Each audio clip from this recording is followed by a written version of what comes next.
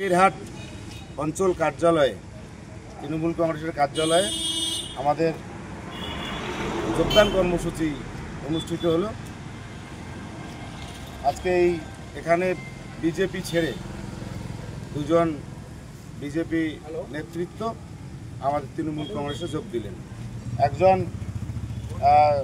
সজল সরকার, দেখতে পাচ্ছেন সজল সরকার, উনি বাড়ি হচ্ছে জমিরডাঙ্গা 5-এর 65 নম্বর বুথ।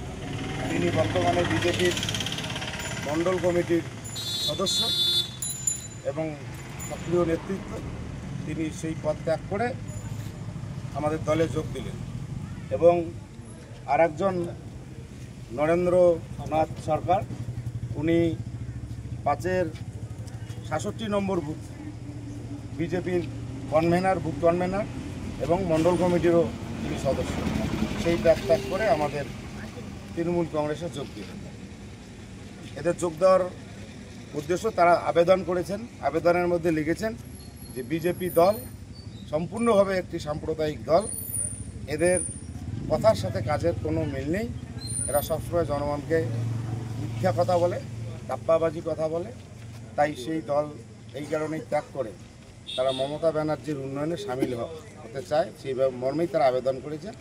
সেই কারণেই তাদেরকে আমাদের দলে গ্রহণ করা হলো, তাদের হাতে দলীয় পতাকা তুলে দেওয়া হলো এবং তাদেরকে আমাদের তৃণমূল কংগ্রেসের সদস্যরূপে আজকের থেকে তাদেরকে গ্রহণ করা।